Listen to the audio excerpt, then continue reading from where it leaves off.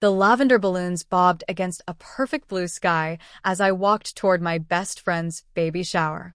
20 years of friendship with Colette had taught me her tells. The slight curve of her lips when hiding something, the practiced tilt of her head when she wanted attention. But today, something felt different. Wrong. My husband Bennett sensed it too, his doctor's eyes tracking movements others missed. When his hand gripped mine, and he whispered, "We have to go now," I should have listened. Instead, I brushed him off, making excuses like I always did for Colette. It wasn't until we were halfway home that he said the words that would shatter the foundation of my oldest friendship. 3 simple words that I refused to believe. What I didn't know then was how deep the deception went, or what it would cost me to finally see the truth about the person I thought I knew better than anyone else. I pulled into the circular driveway of Colette's suburban home, gravel crunching under our tires. The house was draped in soft lavender and cream-colored streamers, with clusters of balloons dancing in the gentle spring breeze. Cars lined both sides of the street, more than I expected for what Colette had described as an intimate celebration. "Looks like half the town showed up," Bennett said beside me, adjusting his collar. He'd been unusually quiet during our drive over, his hands gripping the steering wheel just a little too tight. "You know Colette," I replied. "She's never done anything halfway." My husband nodded, but something in his expression seemed off. Bennett was usually the social butterfly between us, the one who made friends with strangers in checkout lines and remembered the names of our neighbors' pets. Today, he looked watchful. "You feeling okay?" I asked, placing my hand on his forearm. "Fine," he said, offering a smile that didn't quite reach his eyes. "Just tired from that double shift." I let it slide. Bennett's work at the hospital often left him drained, and I didn't want to start Colette's baby shower with an argument. We walked up the manicured path to the front door, my arms laden with a gift basket filled with organic cotton onesies, children's books, and a handmade blanket I'd spent the last 3 months knitting. The door swung open before we could knock. "Sarah?" Colette squealed, her arms outstretched. My best friend stood before me, radiant in a floor-length pale pink dress that flowed around her body. Her blonde hair was styled in loose waves, a flower crown perched atop her head. Her makeup was impeccable, highlighting her bright blue eyes and rosy cheeks. She looked like something out of a glossy pregnancy magazine, the kind where models with fake bumps sell the dream of maternal bliss. "You look incredible," I said, handing Bennett the gift basket so I could embrace her. Colette held me at arm's length, her body angled slightly away from mine. "Don't squish the little one," she laughed, patting her stomach. I noticed she wore the bump proudly, but something about how she touched it seemed practiced, almost theatrical. "We wouldn't want that." I smiled, trying to catch Bennett's eye, but he was scanning the room behind Colette, his gaze methodical. The entryway opened to a transformed living space. Lavender floral arrangements adorned every surface. A professional photographer circulated through the crowd, capturing candid moments. In the corner, a bartender mixed mocktails and mimosas at a marble-topped bar. A neon sign blazed on the far wall. "It's a girl," in cursive pink letters. "This is wow." I breathed, taking it all in. "Colette, this must have cost." "Don't worry about that." She cut me off, waving dismissively. "Most of it was donated. People have been so generous." Bennett's eyebrows rose slightly, but he remained silent. Alaric, Colette's husband of 3 years, approached with 2 glasses of champagne. Tall and angular with dark hair that was starting to recede at the temples, he handed one to Bennett.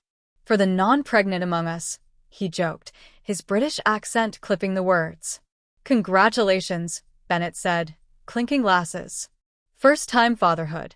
Big change coming." "The biggest," Alaric agreed, though his eyes darted briefly to Colette. Something passed between them, a look I couldn't decipher. "Sarah?" A familiar voice called from across the room. Opal pushed through the crowd, her curly hair bouncing with each step. Behind her trailed Sierra and Gage, my old high school circle, complete once again. "It's been forever," Sierra exclaimed, pulling me into a hug. Her willowy frame was draped in a bohemian dress, paint stains visible under her fingernails despite her obvious attempt to scrub them clean. 6 months is hardly forever, I laughed. In artist time, it's an eternity, she countered. Opal stood back, observing us with the analytical gaze she developed since becoming a therapist. How's the counseling center treating you, Sarah? Busy as always, I replied. You know how it is, everyone needs someone to talk to. Gage lingered at the edge of our circle, his hands in his pockets. Colette's younger brother had grown into his features since high school, no longer the gangly boy who'd slip notes into my locker when he thought no one was watching. Nice to see you, he said, eyes lingering on mine a beat too long. You too, I replied, suddenly aware of Bennett watching our interaction. Colette clapped her hands. Now that Sarah's here, I can show you all the nursery mock-up. The designer finished the renderings yesterday. She led us upstairs, chattering about organic paint and sustainably harvested timber. Bennett fell into step beside me, his fingers brushing against mine. Notice anything? He whispered. Like what? I asked, keeping my voice low. He shook his head. Never mind. Later. The second bedroom had been transformed into a vision in soft pinks and creams. A crystal chandelier hung over a hand-carved crib. The walls featured a hand-painted mural of a whimsical forest, complete with deer and rabbits. A plush armchair sat in the corner, beside a bookshelf already filled with children's classics. It's stunning, Sierra gasped. Absolutely. I agreed, though a question nagged at me. This level of luxury seemed at odds with Colette and Alaric's usual taste, and their budget. Alaric worked in publishing, and Colette ran a small nonprofit. This room alone probably cost more than they made in 3 months. Most of it was donated by vendors who support the Maternal Health Initiative, Colette explained, as if reading my thoughts. They want to showcase their products. That's convenient, Opal remarked, her therapist's skepticism showing through. Colette's smile tightened almost imperceptibly. It's networking. The best kind. As the others admired the custom wallpaper, I noticed Bennett standing in the doorway, his phone out. He was taking pictures of the room, zooming in on specific details. When he caught me watching, he quickly pocketed the device. Downstairs, the party was in full swing. Games were played, advice cards filled out, and gifts piled high on a table that seemed to groan under their weight. Through it all, Bennett remained on the periphery, watching, texting, his usual social charm nowhere to be found. During a lull in the festivities, I cornered him by the drinks table. What's going on with you today? Nothing, he said, but his eyes continued to scan the room. Just tired. You keep saying that, but you're acting weird. You've barely spoken to anyone. He sighed, running a hand through his dark hair. I'm sorry. I just noticed some things that don't add up. Before I could press further, the photographer called for a group photo. We arranged ourselves around Colette, who positioned herself front and center, hands cradling her belly like it contained the most precious treasure in the world. As the photographer counted down, Bennett stepped back, his attention caught by something or someone across the room. His eyes narrowed, and he pulled out his phone again, typing rapidly. I followed his gaze to a man standing near the gift table. Middle-aged, with salt and pepper hair and glasses, he watched Colette with an expression I couldn't quite place. Concern? Confusion? Who's that? I whispered to Sierra. She shrugged. Maybe one of Alaric's colleagues? Or a family friend. The photo session ended, and Colette's mother took center stage. Patricia Whitman was a formidable woman, her blonde hair cut in a severe bob that framed her surgically enhanced features. When Colette told me she was finally expecting, Patricia began, glass raised. I thought of all the silence we've endured. All the waiting. This baby girl is truly a blessing after long silence. The room erupted in applause. Beside me, Bennett stiffened. We have to go, he said abruptly, his voice low but urgent. Now. What? We can't just leave in the middle of. Sarah. His fingers wrapped around my wrist, firm but not painful. His eyes bore into mine with an intensity that startled me. Trust me, we need to go. Bennett, this is my best friend's baby shower. I can't just. I'll explain in the car. He cut me off. Please. Something in his tone, not panic, but absolute certainty, made me relent. I made quick apologies to Colette, blaming a hospital emergency. She pouted but accepted my excuse, extracting a promise that we'd have lunch soon. As we drove away, the lavender balloon still visible in the rearview mirror, I turned to Bennett. This better be good. His knuckles were white on the steering wheel. It's not good, Sarah. It's not good at all. The silence in our car felt physical, like a third passenger wedged between us. Bennett drove with mechanical precision, eyes fixed on the road ahead. Outside, spring sunshine painted everything in cheerful colors that seemed to mock the growing tension. Are you going to tell me what that was about? I finally asked, breaking the silence. Or should I just guess? Bennett's jaw tightened. Give me a minute to figure out how to say this. Say what? That you embarrass me in front of everyone I care about? That you pulled me out of my best friend's baby shower, like we were fleeing a crime scene? He didn't respond, just flicked on his turn signal with unnecessary force as we merged onto the highway. Bennett, I tried again, softer this time. Whatever it is, just tell me. He exhaled slowly, his shoulders dropping. Not until we're halfway home. I need you focused, not distracted by traffic. You're scaring me. I'm sorry. He reached across the console to squeeze my hand. That's not my intention. We drove in silence for another 15 minutes, the suburban landscape giving way to open countryside. When we passed the midpoint marker, a rusty billboard advertising a long-closed diner, Bennett finally spoke. Colette's not pregnant. I stared at him, waiting for the punchline. When none came, I laughed, a short, incredulous sound. What are you talking about? We were just at her baby shower. I saw her belly. You saw something, he agreed, his voice clinically detached. But it wasn't a 7-month pregnancy. That's insane. I twisted in my seat to face him fully. I've known Colette since we were 6 years old. I think I'd know if she was faking a pregnancy. Would you? His eyes flicked to mine briefly before returning to the road. When was the last time you actually touched her stomach? The question landed like a slap. I opened my mouth to answer, then closed it again. I pictured every interaction with Colette over the past months, the announcement dinner, the gender reveal party, the shopping trips for maternity clothes. Each time, there had been hugs, but always at angles. Always brief. Always controlled. She doesn't like people touching her belly, I said defensively. Lots of pregnant women don't. That's convenient. Stop it, I snapped. This is ridiculous. You can't possibly think Colette is faking this. What would be the point? Bennett sighed. The man at the gift table? That was Dr. Nathaniel Harmon. He's an obstetrician at my hospital. So? Maybe he's her doctor. He's not. He works exclusively at Mercy General. Colette goes to St. Elizabeth's Medical Center. You told me that yourself when she first announced. I frowned. Maybe she switched doctors. Sarah. Bennett's voice was gentle now. He recognized me. We made eye contact, and he looked concerned. Deeply concerned.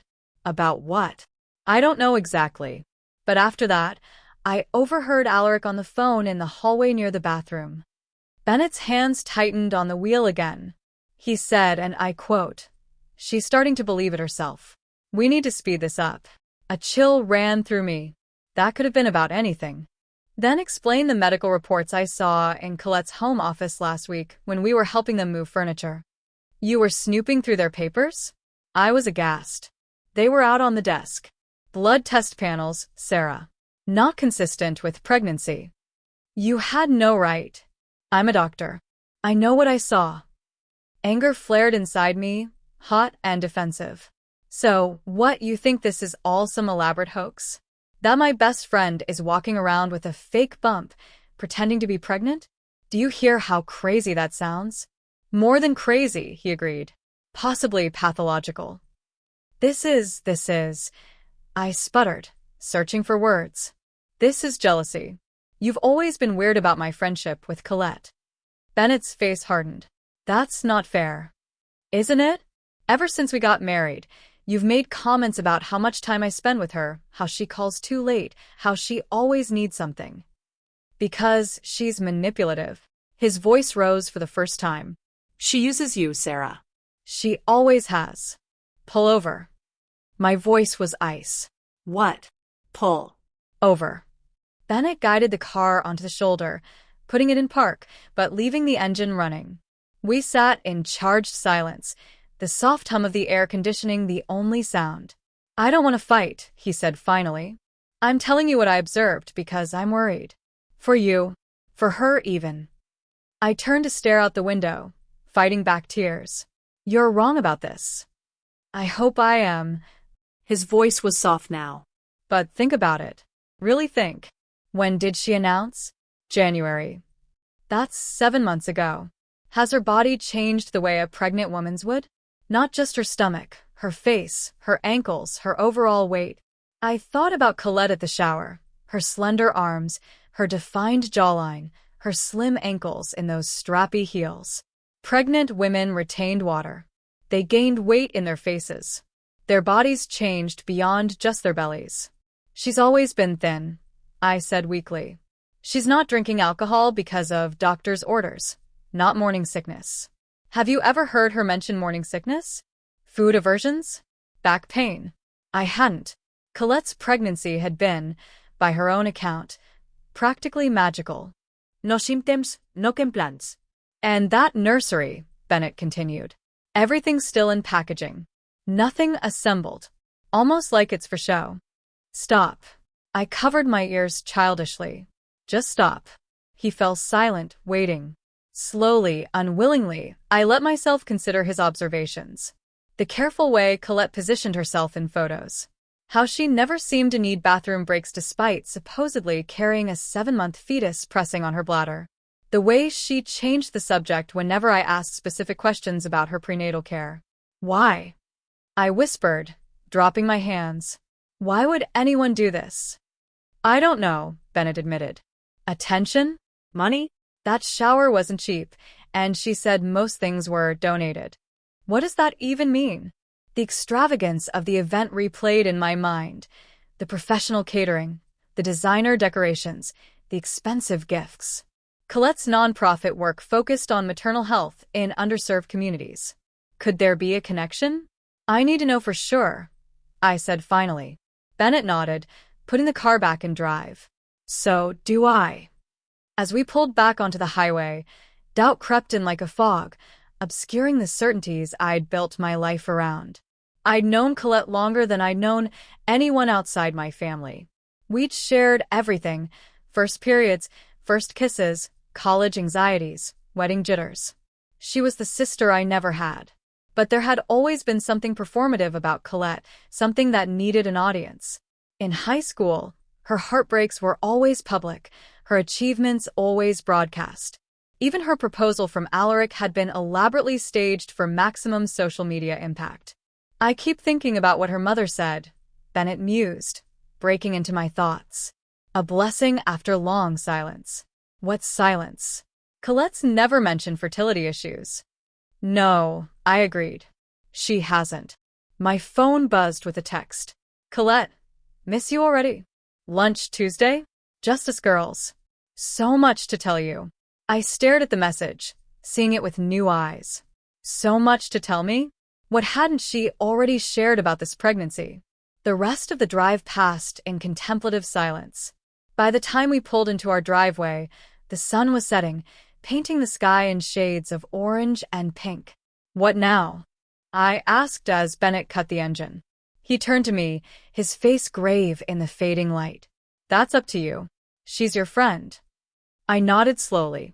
I need to find out the truth. Whatever that is, he agreed. We'll face it together. That night, I lay awake long after Bennett's breathing had deepened into sleep. My mind replayed every interaction with Colette over the past 7 months, searching for clues I might have missed. The excitement in her voice when she called with the news. The way she'd decline my offer to accompany her to appointments. The vague answers about due dates and doctors' recommendations. By morning, I had made a decision. I needed to see for myself. The day after the shower dawned bright and clear. Bennett had an early shift at the hospital, leaving me alone with my tumultuous thoughts. I paced our kitchen, coffee growing cold in my mug, replaying his accusations in my mind. Could it be true? Could my best friend, the person I trusted most in the world besides my husband, be living such an elaborate lie? I picked up my phone and scrolled through recent pictures of Colette. In each one, she was radiant, hands cradling her bump, smile dazzling. But looking closer, I noticed patterns. She always wore flowing dresses or oversized tops, always stood at an angle, always kept some distance between herself and others. Before I could second-guess myself, I texted her. Left my shawl at your place yesterday. Okay if I swing by to grab it? Her response came almost immediately. So sorry. Not home now. Doctor appointment in the city. Mairead is there though. She can let you in. Perfect. Colette's younger sister was less guarded, less polished. If anyone would slip up and reveal something, it would be Mairead. I grabbed my purse and keys, fabricating a pale blue shawl to find. Once I got there, the drive to Colette's house felt longer than usual, each mile marker a countdown to a confrontation I wasn't sure I was ready for. Colette and Alaric lived in a renovated Victorian on the edge of town, a wedding gift from her parents that they'd spent years restoring. As I pulled into the driveway, I noticed Alaric's car was gone too. Just Mairead's beat-up Civic sat in the carport. I knocked, heart pounding against my ribs like it wanted to escape. Footsteps approached, and the door swung open to reveal Mairead, her hair pulled into a messy bun, wearing sweatpants and one of Colette's old college t-shirts. Sarah? Her surprise seemed genuine. What are you doing here? I left my shawl yesterday, I explained, forcing a smile. Colette said you'd let me in to look for it. Oh. Mairead blinked, then stepped aside. Sure, come in. It's probably in the living room with all the shower stuff. I stepped into the house, immediately struck by how different it felt from yesterday. Without the crowd and decorations, it seemed hollow, almost staged. Sorry about the mess, Mairead said, gesturing to a half-eaten breakfast on the coffee table. I wasn't expecting company. No worries. I scanned the room, pretending to look for my non-existent shawl. The shower was beautiful. You all must have worked so hard. Mostly the event planner, Mairead shrugged. Colette had very specific requirements. I'm sure she did. I moved toward the dining room, where a bottle of red wine sat open on the table beside a plate with half a steak. Late breakfast. Mairead flushed. Alaric's. From last night. Steak and red wine? I raised an eyebrow. Bit heavy for Colette these days, isn't it? Oh, she didn't. Mairead stopped herself, eyes widening slightly. I mean, she had something else. Pregnancy-friendly. I nodded, filing away the slip. Where is Colette today? She mentioned a doctor's appointment. Mairead shifted uncomfortably. Yeah, she went to a clinic out of town. Special monitoring or something. Her voice wavered on the last words. Is everything okay with the baby? I pressed, watching her reaction carefully. Fine. Everything's fine. The answer came too quickly. Just routine. That's good to hear. I wandered toward the stairs. Mind if I check upstairs for my shawl? Maybe it ended up in the nursery somehow. I'll come with you, Mairead said a little too eagerly.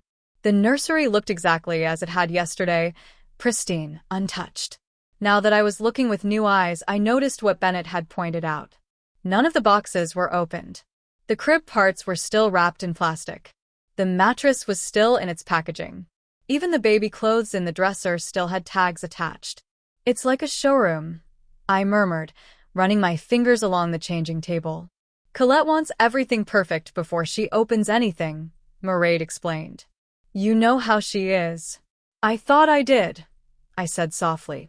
As Mairead turned to check the closet for my shawl, I noticed something behind the changing table, a small journal, wedged as if it had fallen and been forgotten. When Mairead wasn't looking, I slipped it into my purse. Not here, Mairead announced. Maybe downstairs in the coat closet? We returned downstairs, and I made a show of checking various spots. I should get going, I said finally. I probably left it in the car after all. I'll tell Colette you stopped by, Mairead offered, walking me to the door. Please do. I paused on the threshold. Mairead, is everything really okay with Colette? She seems different lately. Something flickered across the younger woman's face. Doubt? Fear? She's going through a lot, she said carefully. But she'll be fine. She always is. If she needs anything, you'll be the first to know, Mairead finished, but her smile didn't reach her eyes. I was halfway to my car when I heard voices from the side of the house. Instinctively, I ducked behind a large hydrangea bush. Colette's voice, clear and sharp, carried through the open kitchen window. I don't care what he thinks. This will be over after the donation clears. My blood ran cold. Donation? What donation? I crept closer, trying to hear the rest of the conversation, but Colette had lowered her voice. I could make out only fragments. Not backing out now. And too much invested. The sound of footsteps on gravel sent me scrambling back to my car. I slid into the driver's seat just as Colette rounded the corner of the house, phone pressed to her ear. Face set in an expression I'd never seen before, calculating, cold. I started the engine and pulled away, heart hammering. In my rearview mirror, I saw Colette watching my car, her free hand not on her belly but hanging loosely at her side. Once safely down the street, I pulled over and called Bennett. You might be right, I said when he answered, my voice shaking. Something's definitely off. What happened? His concern was palpable even through the phone. I went to her house. Found a journal. Heard her talking about a donation clearing, saying it would be over after that. Bennett was silent for a moment. Did you see any medical paperwork? Anything concrete? No, but Mairead was acting weird, and there was red wine and steak on the table. And the nursery. Nothing's been opened, Bennett. It's all still in packaging. Keep the journal, he advised. We might need it as evidence. Evidence of what? I asked, suddenly afraid of the answer. What exactly do you think is happening here? Bennett's voice was grim. Best case scenario? Some kind of delusional episode. Worst case? Fraud. After we hung up, I sat in my car, staring at Colette's journal in my lap. Opening it felt like a betrayal, but not opening it felt like enabling whatever was happening. I took a deep breath and flipped to the first page. My dearest daughter, though you're not yet in my arms, you're already in my heart. Each day I wait for you is a day closer to holding you. They don't understand. They say it's not possible, that I should accept reality. But mothers know. Mothers always know. Your room is ready. Your family is waiting. All we need now is you. With eternal love, your mother. The entry was dated 3 years ago. I flipped through more pages, each one a letter to this phantom daughter. Some were hopeful, some angry, some desperate. The most recent, dated just 2 weeks ago, sent chills down my spine. My miracle girl, they've all finally accepted your coming. The donations are flowing in. Soon we'll have everything we need to bring you home properly. Just a little longer now, and no one will be able to take you away from me again. Forever yours, Mommy. What had happened 3 years ago? Colette and Alaric had only been married for a few months then. Had there been a pregnancy no one knew about? A loss? My phone buzzed with a text from Colette. Saw you driving away. Did you find her shawl? I froze, unsure how to respond. Before I could decide, another text came through. Sarah, I need to tell you something. Something I haven't told anyone else. Can we meet tomorrow? Somewhere private. I've been keeping a secret for too long, and you're the only one I trust with the truth. I stared at the screen, a mixture of dread and vindication washing over me. Whatever was happening with Colette, I was about to find out. With trembling fingers, I replied, Of course. Name the time and place. Her response came immediately. The cabin at Lake Morrison. Noon. Come alone. The cabin. Her family's summer place, isolated and private. The perfect spot for a confession. Or a confrontation. I started the car again, Colette's journal secure in my purse, and drove home with the weight of 20 years of friendship pressing down on me. By the time I pulled into our driveway, I had made up my mind. I would meet Colette tomorrow, hear her out, and then decide what to do. Bennett was waiting for me in the kitchen, still in his scrubs from his hospital shift. One look at my face told him everything. "You found something," he said. It wasn't a question. A lot of somethings. I sank into a chair at our kitchen table. "And tomorrow, I'm going to find out the rest." I showed him the journal, watched his expression darken as he read. When he finished, he closed it carefully and set it down between us like a bomb that might detonate. "Whatever you're walking into tomorrow," he said quietly, "be careful. If she's been living this delusion for 3 years, she's still Colette." I insisted, though I wasn't sure anymore what that meant. "She's still my friend." Bennett reached across the table and took my hand. "People who are drowning will pull down anyone trying to save them," he said. "Remember that." That night, I left Bennett a voicemail before falling into a troubled sleep. "I think you're right. About everything. I'm scared of what I'll find out tomorrow." In my dreams, I stood in Colette's perfect nursery, watching as she rocked an empty blanket, singing lullabies to no one at all. The drive to Lake Morrison took 40 minutes, each mile heightening my anxiety. I'd barely slept, turning over possibilities in my mind until dawn broke. Bennett had offered to come with me, but this was something I needed to face alone, whatever this turned out to be.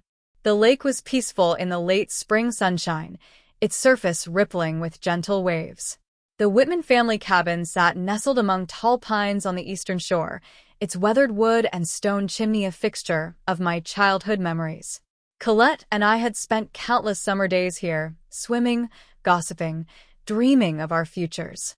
As I pulled up the gravel driveway, I spotted Colette's white SUV parked under the carport. My stomach clenched. There was no turning back now. I approached the cabin slowly, taking in details I'd missed on previous visits. The porch swing where we'd shared secrets now looked abandoned, its chains rusted. Flower pots sat empty. The welcome mat was faded beyond recognition. Before I could knock, the door swung open. Colette stood there, dressed in a simple white sundress. No baby bump. No pregnancy glow. Just Colette, her face bare of makeup, her blue eyes rimmed with red. "You knew," she said simply. Not a question. I nodded, unable to find words. She stepped back, gesturing me inside. I should have realized Bennett would figure it out. Doctors notice things. The cabin's interior was dim, shafts of sunlight cutting through half-closed blinds. Colette moved to the worn leather couch and sat, curling her legs beneath her like she used to do in college. "Do you hate me?" she asked, her voice small. I remained standing, unsure of the script for this moment. "I don't hate you.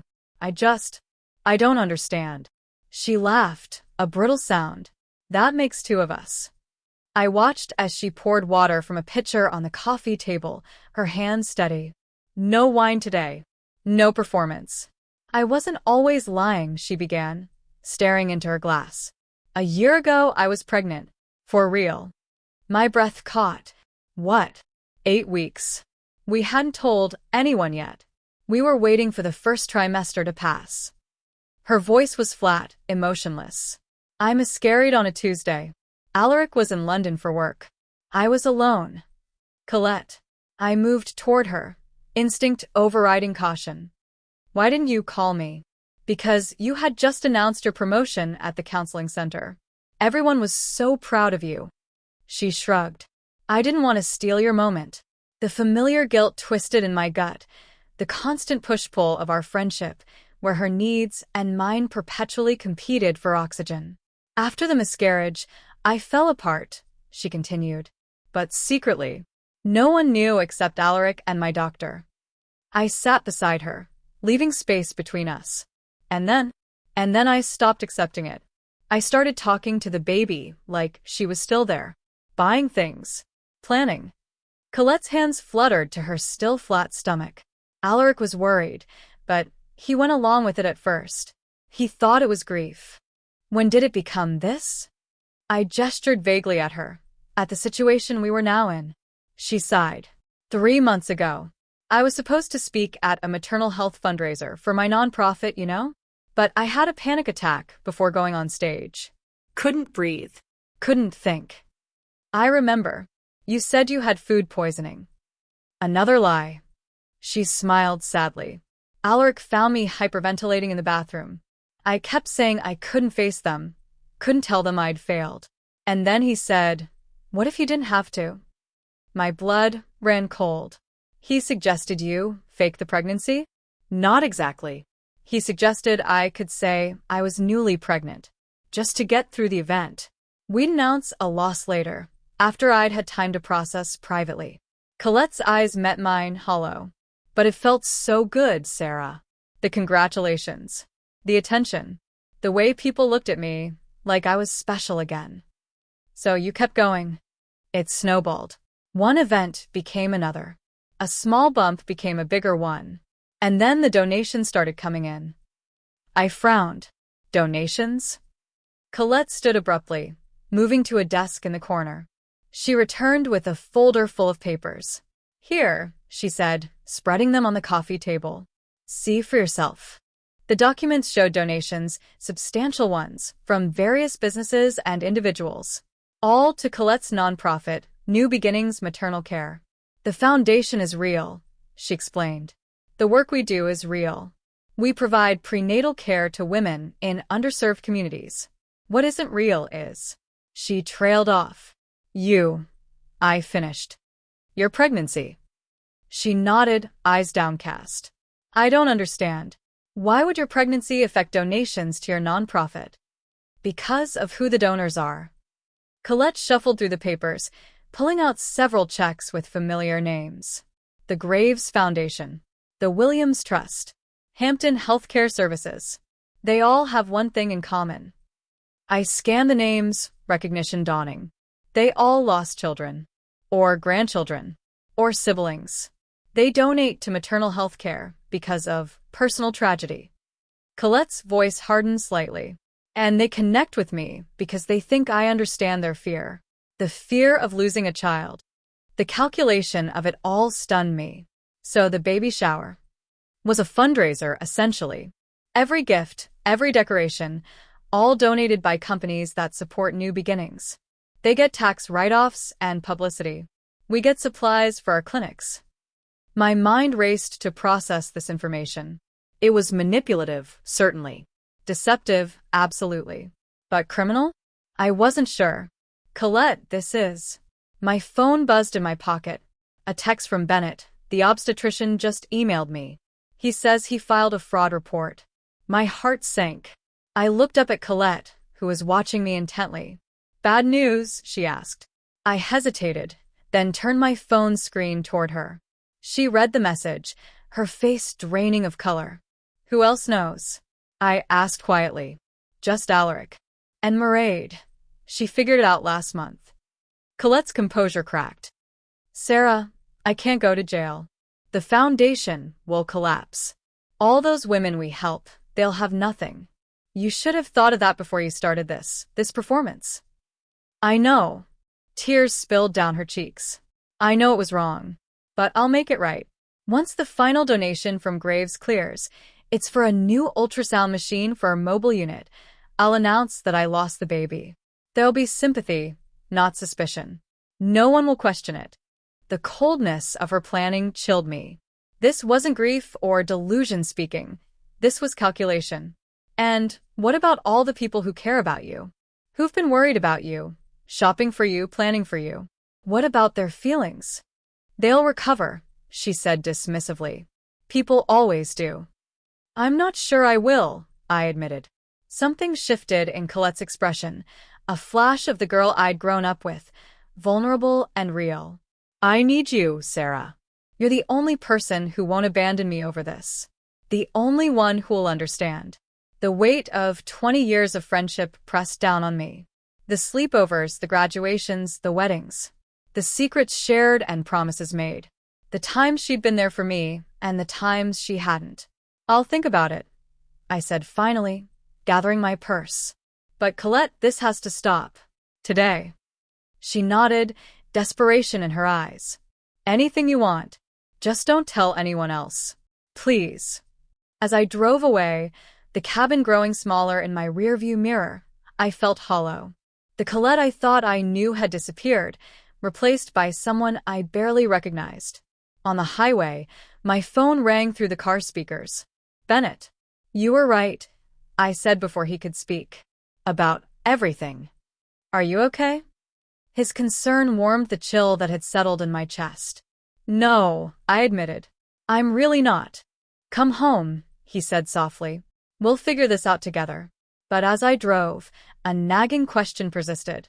Something about the donation from Graves that Colette had mentioned. The name was familiar beyond just seeing it on the donor list. I took the next exit and pulled into a coffee shop parking lot, searching my phone contacts. There it was, Penelope Graves, the stern widow I'd met at a charity gala last year. She'd taken an interest in my counseling work with grieving parents. Before I could second-guess myself, I dialed her number. "Mrs. Graves? This is Sarah Walker. We met at the Bright Futures Gala." I swallowed hard. "I was wondering if I could ask you about a donation you made to New Beginnings Maternal Care." 30 minutes later, I sat stunned in my car, Mrs. Graves' words echoing in my ears. Colette promised the baby would be named after my late husband. Edward for a boy, Edwina for a girl. She said it would be a living memorial to him, since the baby's father, what was his name? Alaric, had agreed to it. This wasn't just faking a pregnancy. It wasn't just misleading donors. It was strategic emotional manipulation of grieving families. And suddenly, I knew I couldn't protect Colette anymore. The post appeared on a local community forum 3 days later. Fraud alert. Local nonprofit director faking pregnancy to secure donations. I didn't write it. Neither did Bennett. But the damage was done. Within hours, the story spread through our small town like wildfire. Screenshots of the post circulated on social media. Local news picked it up. Colette's phone went straight to voicemail. Alaric deleted his accounts. Bennett was called in to speak with the hospital administration, as was Dr. Harmon, the obstetrician who'd been at the baby shower. Both were asked to provide statements about what they'd observed. I didn't say anything specific, Bennett assured me that evening, loosening his tie as he collapsed onto our couch. Just confirmed that as a medical professional, I had concerns about the authenticity of her condition. "This is a nightmare," I murmured, scrolling through the endless comments online. People we'd known for years were expressing shock, disgust, anger. Some defended Colette, suggesting mental illness. Others called for criminal charges. "How did this get out?" Bennett asked. "You didn't tell anyone but me, right?" "And Mrs. Graves," I admitted. But she wouldn't have posted this. She was horrified, embarrassed. Someone else at the shower must have had suspicions. Or maybe it was Mairead. Whoever it was, the result was the same. Colette's carefully constructed world was imploding, and I was watching it happen from a distance. The letter arrived the next day, hand-delivered to our mailbox. I recognized Colette's elegant handwriting immediately. "Sarah, I know what you did. I trusted you with my truth, and you betrayed me. Just like everyone else eventually does. Don't bother denying it. You were always jealous of my life, my marriage, my success. You pretend to be supportive, but deep down, you've been waiting for me to fail. Well, congratulations. You've destroyed everything I built. I hope you're satisfied. Colette." No apology. No acknowledgement of her deception. Just blame, shifted squarely onto my shoulders.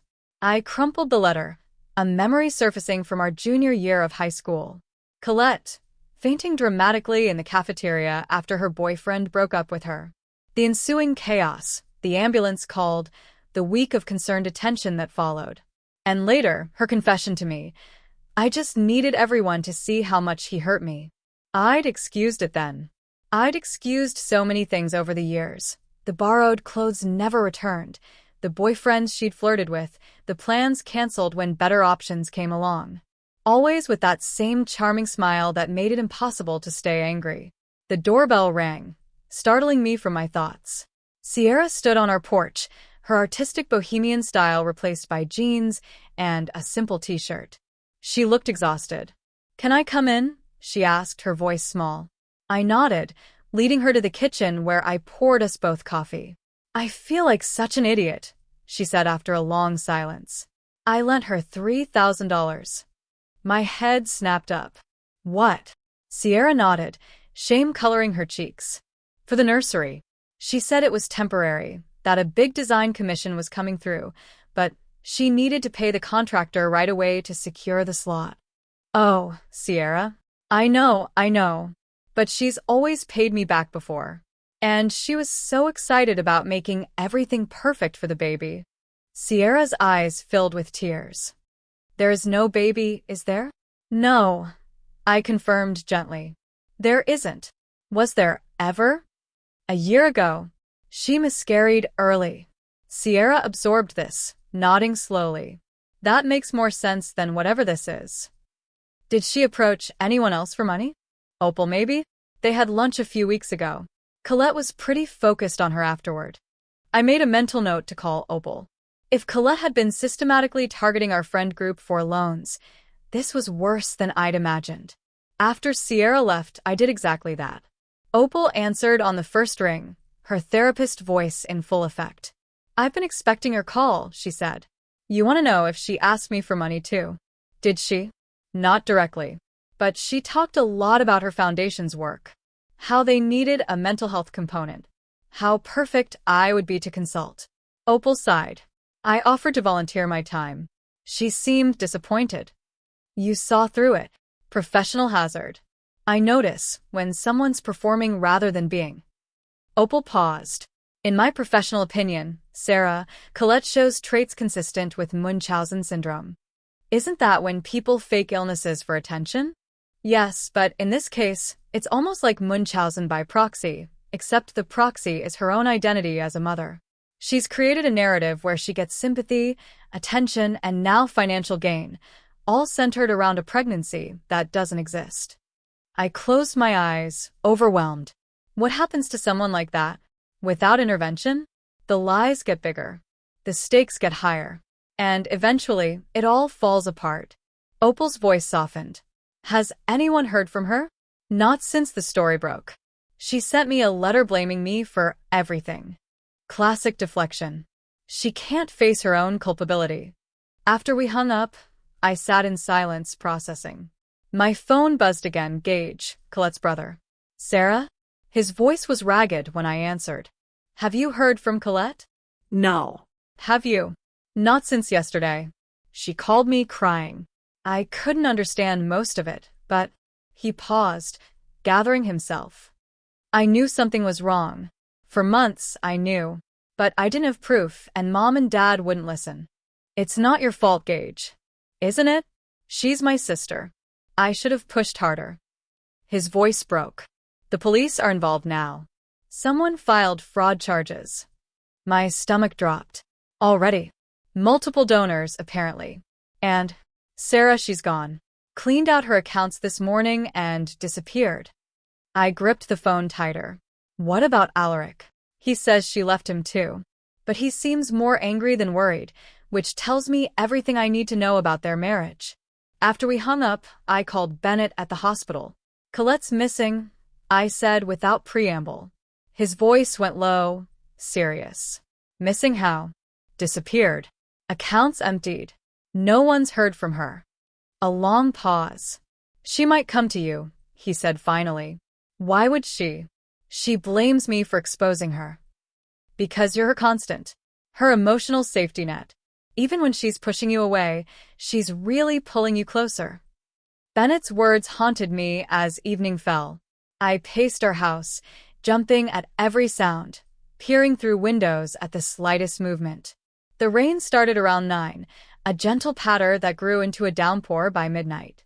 Bennett had been called in for an emergency surgery, leaving me alone with my thoughts and fears. I'd just decided to try to sleep when a soft knock came at the door. I froze, listening. It came again, not demanding, barely audible above the rain. I approached cautiously, peering through the peephole. Colette stood on our porch, soaked to the skin, hair plastered to her face. No makeup, no designer clothes. Just Colette, broken and dripping on our welcome mat. I opened the door. She didn't speak, didn't move, just stared at me with empty eyes. Then, like a puppet with cut strings, she collapsed forward into my arms. Her body felt small, fragile as I caught her. For a woman who'd been portraying a 7-month pregnancy, she seemed to have wasted away to almost nothing. I could feel her ribs through her sodden shirt as I half-carried her inside. I settled her on the couch, wrapping her in a throw blanket. She stared straight ahead, unresponsive. I made tea she didn't drink, asked questions she didn't answer. Finally, I just sat beside her in silence, watching the rain streak down our windows. After what felt like hours, she spoke. One sentence, barely a whisper. "Tell me what to do." "I'll do it." I looked at her, this stranger wearing my best friend's face, and felt nothing but exhaustion. Bennett found us like that when he returned home at dawn. Colette curled into a ball on our couch, me sitting vigil in the armchair across from her. One look at his face told me he'd heard the news. "They've issued a warrant," he said quietly, leading me into the kitchen. "Fraud, multiple counts. The Graves Foundation is pressing charges." I glanced back at Colette's sleeping form. She has nothing left. No money, no home, no reputation. "That's not our problem." Bennett's voice was firm but not unkind. "Sarah, she manipulated grieving families. She took advantage of people's pain. She stole money under false pretenses. I know. She needs to face consequences. And professional help. I know that too." Bennett sighed, running a hand through his hair. "She can't stay here. I want her out by noon." I nodded, unable to argue. He was right. Harboring Colette now would make us complicit in whatever came next. After he left for his shift, I made coffee and toast, setting a plate in front of Colette, who had finally stirred. "Bennett wants you gone by noon," I said, not bothering to soften the blow.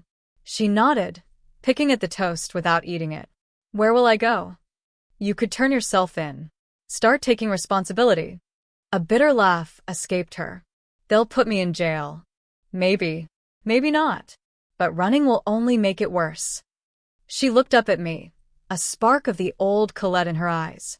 "A documentary producer called me yesterday. Wants to interview us both. Deception and mental illness in the social media age. Offered good money. You can't be serious." "Why not? At least I'd control the narrative." I stared at her, incredulous. Even now, she was thinking about the performance, the audience, the attention. "Colette, this isn't a PR problem. It's not something you can spin or repackage. You lied to everyone who loves you. You exploited people's grief for money. For the foundation," she corrected automatically. "The money went to the foundation. Which you controlled. Which enhanced your reputation. Which gave you access to powerful people." I leaned forward, forcing her to meet my eyes. "Stop lying to yourself if no one else." Something cracked in her expression. "What do you want from me, Sarah? Tears? Confession? Self-flagellation? Will that make you feel better about abandoning me when I need you most?" "This isn't about me. It's always been about you." Her voice rose, color flooding her pale cheeks. Perfect Sarah with her perfect husband and perfect career and perfect moral compass. Never a mistake. Never a misstep. Do you have any idea what it's like to stand in your shadow year after year? "I've made plenty of mistakes," I said quietly, "including letting this friendship become so unbalanced that you think you can manipulate me the way you do everyone else." "I never manipulated you. Didn't you?" The late-night crisis calls. The emergencies that always seemed to happen when I had something important going on. The constant need for reassurance and validation. She flinched as if I'd struck her. "That's what friends do. They show up for each other." Friends. Not emotional vampires. We stared at each other across the kitchen table, 20 years of friendship stretching between us, like a chasm. "I think there's something wrong with me," she whispered finally. "I can't tell where the line is anymore, between what's real and what's performance." "I know," I said, softening despite myself. "That's why you need help, Colette. Real help." She was silent for a long moment. Then, "I just wanted to be special again." Before I could respond, a sharp knock came at the door. Through the window, I could see a police cruiser in our driveway. Colette's eyes widened in panic. She bolted from her chair, heading for the back door. I caught her arm. "Don't," I pleaded. It will only be worse if you run. Let me go. She twisted in my grip, desperate. Sarah, please. I can't go to jail. I can't. In that moment, I had to choose the friend I'd known forever or the truth I couldn't ignore. The loyalty that had defined most of my life or the moral clarity that had emerged from its ashes. I'll speak for you, I said finally, releasing her arm.